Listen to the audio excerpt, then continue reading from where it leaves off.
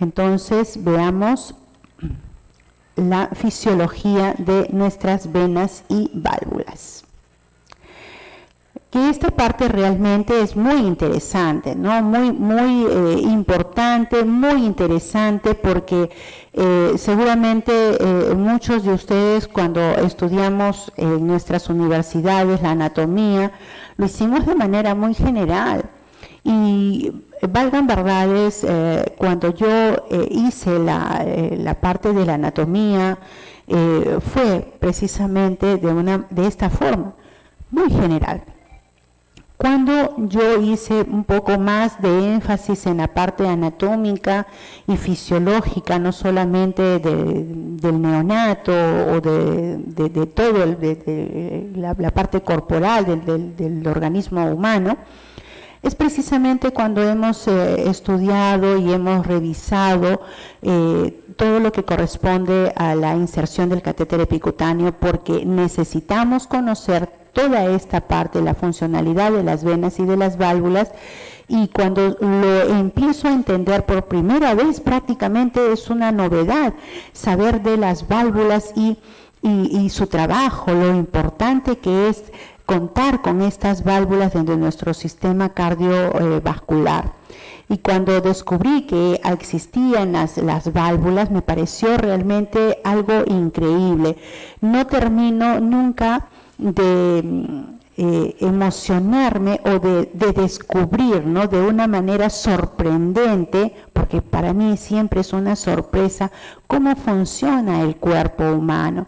Y miren cómo funciona inclusive cuando los niños son tan pequeñitos, ¿no? De esa misma, cuando nacen extremadamente prematuros, que tenemos prematuros de 400 gramos, 500 gramos, hacen exactamente lo mismo y tenemos todos exactamente la misma posibilidad de funcionamiento cardiovascular, y es por esa razón que es no solamente importante conocerlo, sino también es una responsabilidad saberlo, conocerlo, informarnos para poder realizar los procedimientos que corresponden de la manera que deben de ser. Entonces, miren, y para las que son pues del trabajo de INCOR, obviamente pues conocen muchísimo mejor que yo y su entrenadora personal todo lo que corresponde al aparato cardiovascular, ¿no? Entonces hablamos acerca de ello para quienes lo están descubriendo como lo descubrimos nosotros por primera vez. Hablamos entonces del sistema circulatorio, que está constituido por arterias y venas, que tienen una adaptabilidad muy grande, y estas se distinguen en dos circuitos que son importantes mencionarlos. Por favor, ¿me ayudas? Gracias. Gracias. La circulación pulmonar, que va desde el ventrículo derecho, ¿no? Miren ustedes, y si hablamos de ventilación o circulación pulmonar, estamos hablando de que esta parte de la sangre va a tener que hacer su recorrido para alojarse o pasar por los pulmones, para que luego se haga el famoso intercambio gaseoso y nos permita luego contar con sangre oxigenada. Entonces, esta sangre va desde el ventrículo derecho hasta la aurícula izquierda, pasando precisamente por los pulmones. Y la circulación sistémica, que inicia en el ventrículo izquierdo y va finalmente a terminar en la aurícula derecha, ¿no? O sea, terminamos por acá, pasa por la aorta, sigue su recorrido sistémico, arterias, arteriolas, luego pasa por los capilares, vénulas, venas de mayor calibre, vena inferior, vena cava inferior, vena cava superior, y llegan finalmente a la aurícula derecha. Estas entonces van a terminar en unos vasos que son muy finos, tales y como yo les estoy mencionando, que son los capilares, vasos de intercambio que forman una extensa red, ¿no? Tal y como lo ven ustedes aquí, y van a distribuir, ¿no? Para todos los tejidos corporales. La sangre es recogida entonces mediante los capilares venosos, no solamente se lleva, ¿no?, sino que a través de estos capilares nos permite no solamente llevar, sino también recoger, ¿no? Estas confluyen en los vasos venosos cada vez más grandes, conformando entonces las vénulas. Estas se vuelven cada vez mayores, más grandes, hasta llegar a la vena cava superior, vena cava inferior, que van a llegar finalmente a la aurícula derecha. Las paredes de los vasos, tanto de arterias, arteriolas, capilares, es decir, de todo lo que compone nuestro sistema cardiovascular, esencialmente también tienen la misma constitución, tal y como ya se los he mencionado en la parte de la anatomía: túnica íntima, media y también la túnica adventicia, y tienen la misión de fijar el vaso sanguíneo en su lugar. Las venas se caracterizan por tener paredes finas, paredes muy delgadas, pero con células musculares que les van a permitir aumentar su calibre o disminuir el calibre, tal y como nosotros ya lo hemos visto y hemos visto la razón por la cual eso sucede. Al ser poco consistentes, sus paredes se pueden colapsar si están vacías, aunque también pueden dilatarse muchísimo, y esta funcionalidad permite no hacer las veces de reservorio de sangre. Dentro de la hemodinámica del flujo sanguíneo, tenemos, para poder entender cómo funciona el flujo, ¿no?, vamos a ver un poco acerca de la hemodinámica. Entonces, un fluido se desplaza en el interior de un tubo cuando la presión en el inicio es superior a la parte final. Entonces, tenemos esta fórmula matemática, porque las matemáticas pues también son importantes, ¿no?, en esta parte de la ciencia, por ser ciencia misma. Entonces tenemos esta pequeña fórmula matemática que nos habla acerca del flujo, ¿no?, el flujo o el caudal. Este flujo sanguíneo o caudal es la diferencia de presiones que va desde el punto 1 hasta el punto 2, o sea, el punto de mayor movimiento hacia uno de mayor movimiento, pero que este flujo es inversamente proporcional a la resistencia que ofrece esta misma tubuladura o vaso sanguíneo. Entonces, el flujo o caudal va a depender directamente de la gradiente o diferencia de presiones entre estos dos puntos y es inversamente proporcional a la resistencia, que funciona muy bien para quienes conocen algo de circuitos eléctricos. Es la misma fórmula, pero se aplica muy bien a nuestro sistema cardiovascular. Tenemos entonces otra fórmula aquí, y hay algunas cosas que de repente ustedes conocen, recordando la parte cuando nosotros hacíamos nuestro colegio, ¿no? Tenemos aquí pi por radio al cuadrado, que es una fórmula de área. Entonces vamos a hablar acerca de la resistencia, que va a depender de las dimensiones del tubo y también de la naturaleza del fluido que pasa a través de esta tubuladura, y también van a medir las fuerzas del rozamiento, fricción entre las propias moléculas que son parte del fluido sanguíneo, y por supuesto también las moléculas que son parte de la tubuladura misma. La velocidad, entonces, para poder analizar esta fórmula, diremos que la velocidad con la que circula la sangre en el interior del tubo va a ser directamente proporcional al flujo, que ya hemos visto lo que es el flujo o caudal, pero es inversamente proporcional al área transversal del tubo, ¿no?, que es esta fórmula. El flujo o caudal se define también como el volumen circulante por un segmento transversal del circuito en una unidad de tiempo. Tenemos tipos de flujos además, ¿no? Porque no solamente pasa la sangre y pasa libremente, hay calidades de flujo, hay algunos tipos de flujo que son y merecen la pena también conocerlos y hablar un poco acerca de ellos. Tenemos entonces el flujo de tipo laminar, que no es más que un flujo continuo, ¿no?, homogéneo, en donde el fluido se va a desplazar en láminas coaxiales o cilíndricas, en las que todas las partículas se mueven sin excepción, pero de una manera paralela, de una manera regular. En el caso del sistema vascular, los elementos celulares que se encuentran dentro de este fluido, para hacer parte de este flujo laminar, el contenido sanguíneo está formado por algunas partes importantes y todos estos elementos, sobre todo los elementos que son de consistencia o de características más grandes, se concentran en la parte central de la tubuladura para poder hacer su recorrido normal. Lo que pasa diferente a través de un flujo turbulento. Tenemos además, no solamente tenemos flujos laminares, sino también tenemos flujos turbulentos, que están determinadas al flujo que presenta, que es de tipo remolinos, ¿no? Es un flujo que va muy, muy rápido. Entonces, miren ustedes cómo va un flujo laminar. No sé si se puede observar bien, no, miren el recorrido, ¿no? O sea, pasa como si estuvieran pasando el agua a través de un grifo, ¿no? Y es un grifo, digamos, de un flujo más o menos tranquilo, ¿no? Para que ustedes más o menos lo puedan entender.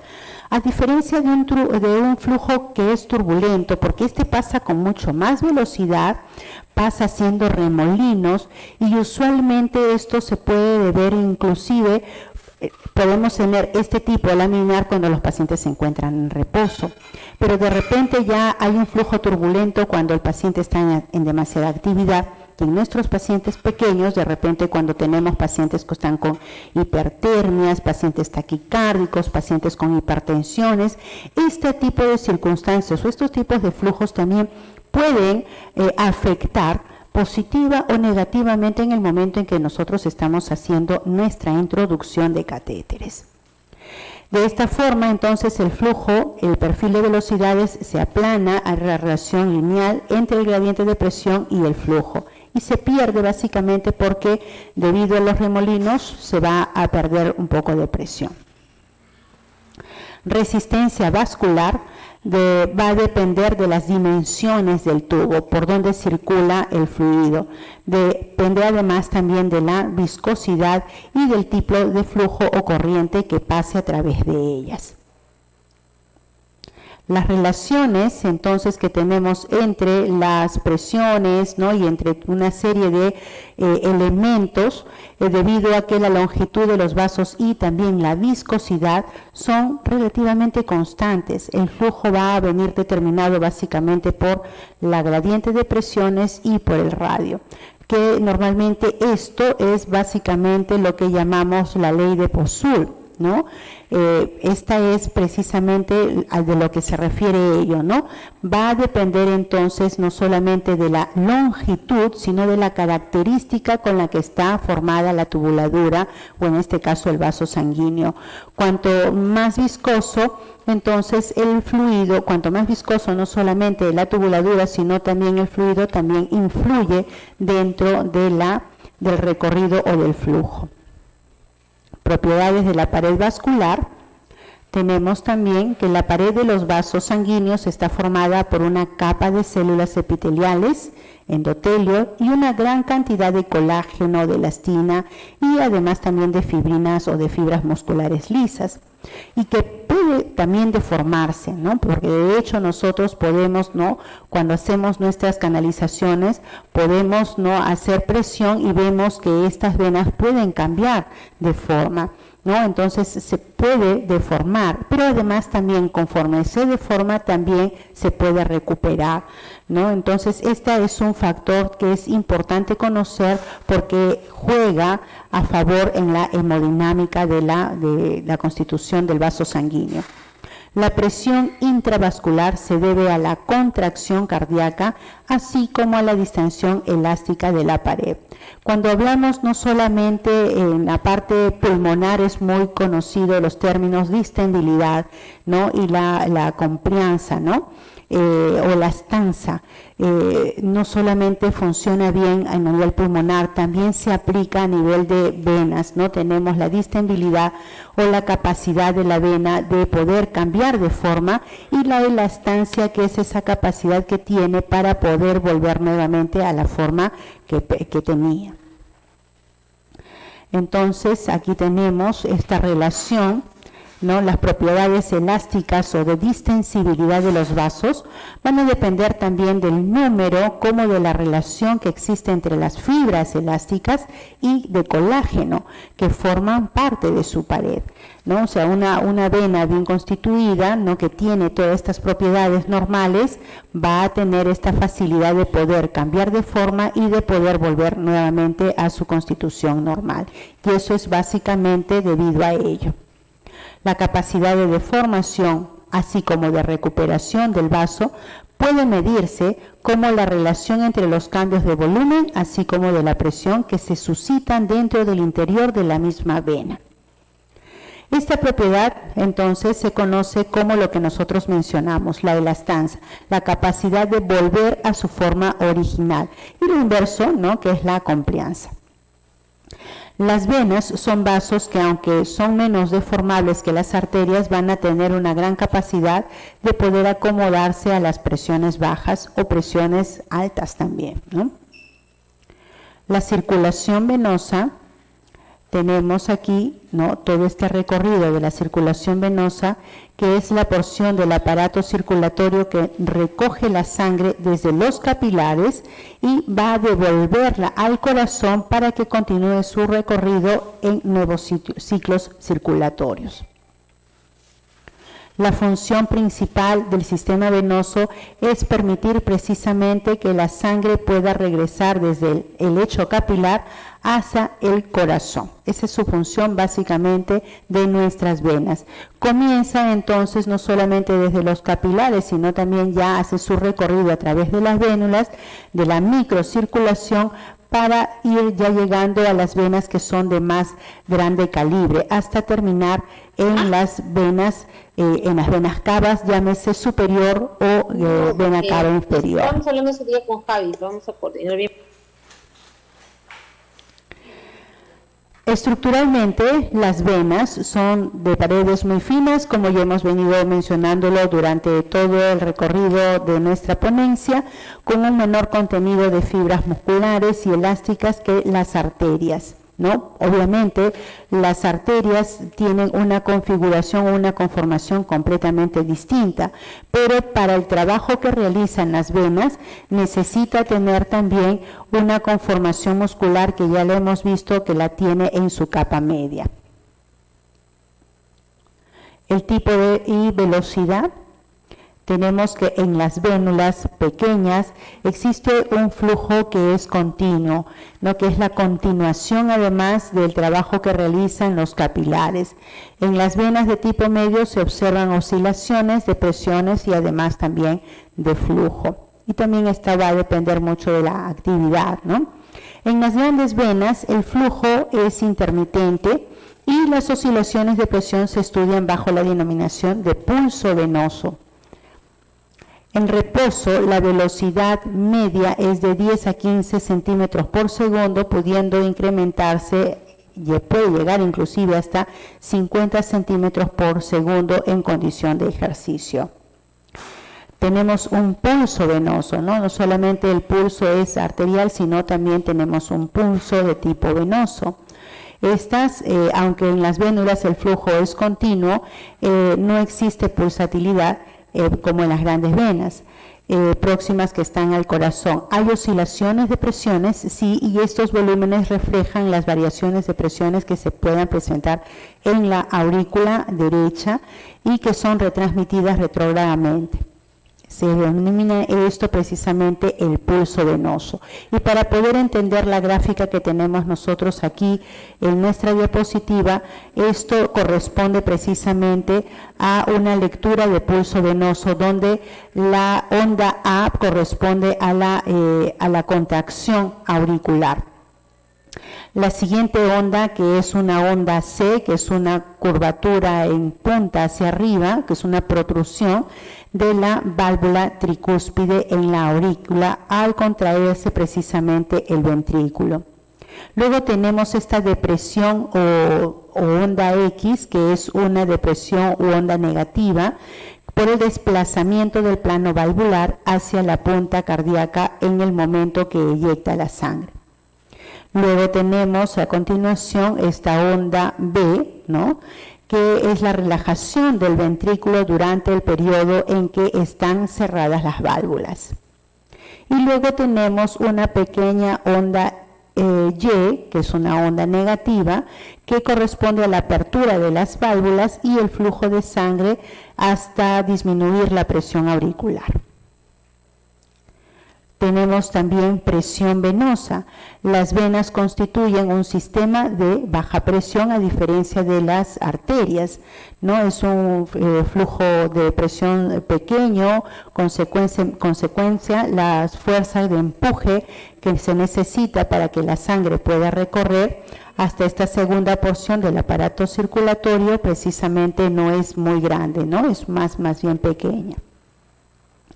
Aquí tenemos nosotros las válvulas que ya la hemos conocido desde nuestro taller anterior, hemos visto en esta primera parte de la anatomía y miren ustedes acá cómo es el trabajo de nuestras válvulas.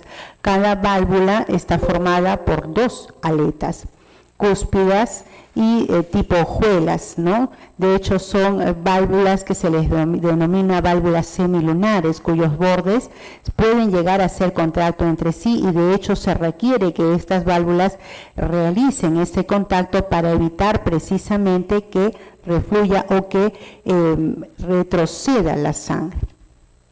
Estas válvulas ayudan a que las venas devuelvan la sangre al corazón impulsándola hacia arriba, es decir, su recorrido es precisamente de abajo hacia arriba. Esto es pregunta también del taller por si acaso, queridas participantes. A medida que la sangre se desplaza hacia el corazón, empuja a las cúspides para que se puedan abrir como un par de compuertas, ¿no? De tipo abatible, ¿no? Porque no se cierra del todo y permanecen cerradas, sino que estas como las abatibles, ¿no? Que se pueden abrir y cerrar, pero estas se abren de manera simultánea y son de tipo antirretorno. Si la fuerza de la gravedad intentase de forma momentánea hacer retroceder la sangre, porque es posible, ¿no? Estamos venciendo fuerzas de la gravedad, o si la sangre comienza a estancarse, como ya lo hemos visto, ¿no? En las venas, se refuerza el cierre inmediato de las cúspides.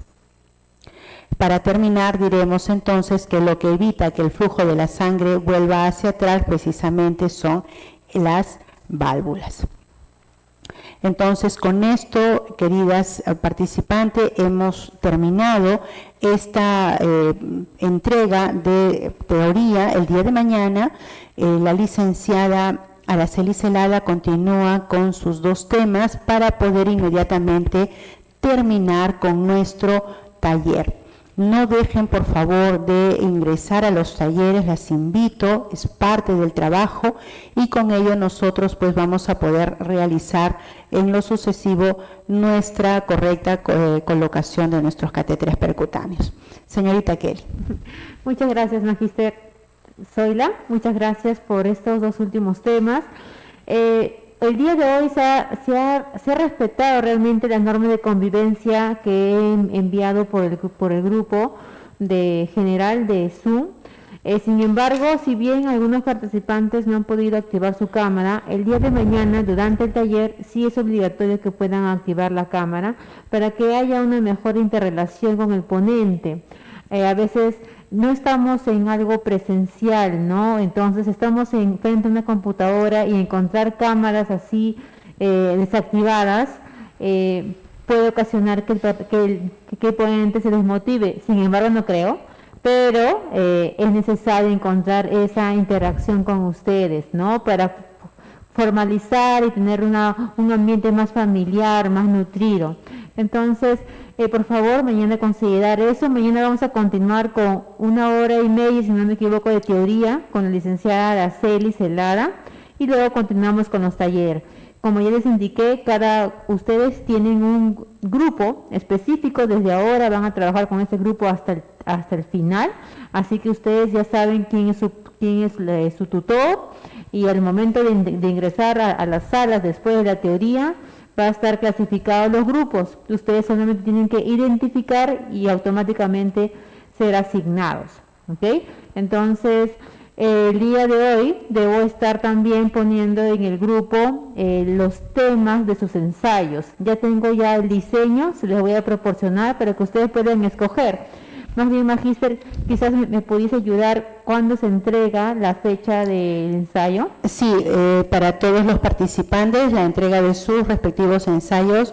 Recuerden de que tenemos 6 temas propuestos, pero que en realidad ustedes tienen también libertad, porque de repente se les acomoda trabajar un tema novedoso, algo que a ustedes les interesa mejor, por supuesto todo relacionado a lo que estamos nosotros realizando con la inserción del catéter percutáneo neonatal.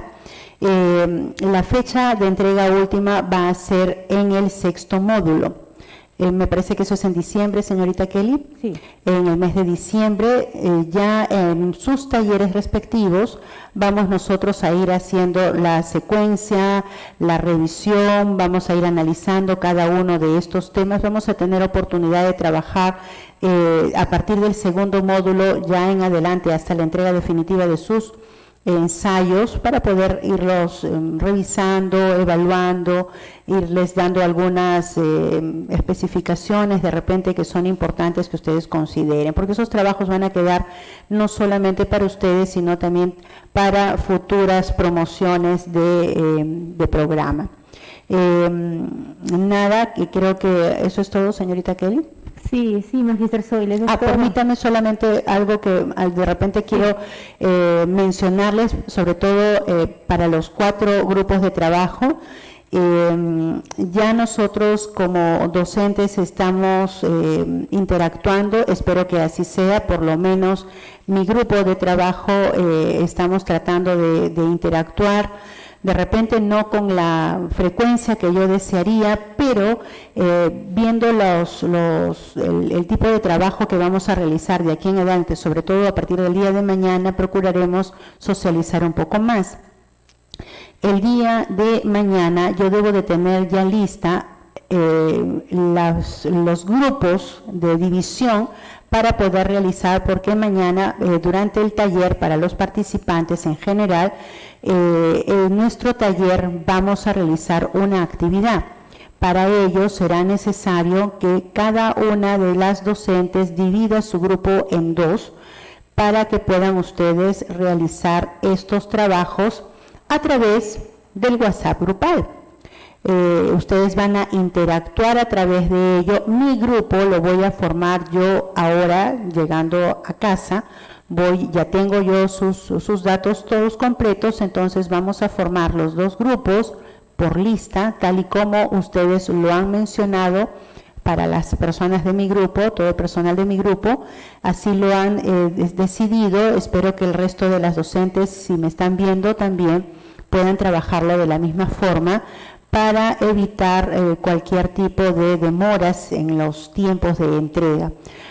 Mañana vamos a hacer el taller bastante específico. Me gustaría que esta oportunidad de trabajo a través del grupal aprovechen para que ustedes se puedan conocer, porque además tenemos participantes que vienen a nivel nacional, o sea, no solamente tenemos participantes de determinadas instituciones locales, ¿no?, de Lima, sino también hay participantes de Iquitos, de Ica, de Cerro de Pasco, de Ayacucho. Tenemos personas de muchos lugares y esta es una oportunidad maravillosa para poder también conectarnos, conocernos y conocer también un poco de las actividades que realizan cada una de nuestras colegas en los diferentes lugares. Entonces, esta va a ser un poco en adelanto de lo que se nos viene el día de mañana, así es que esténse muy atentos. En cualquier momento de la noche ya les estoy haciendo llegar sus listas de trabajo con sus respectivos grupales.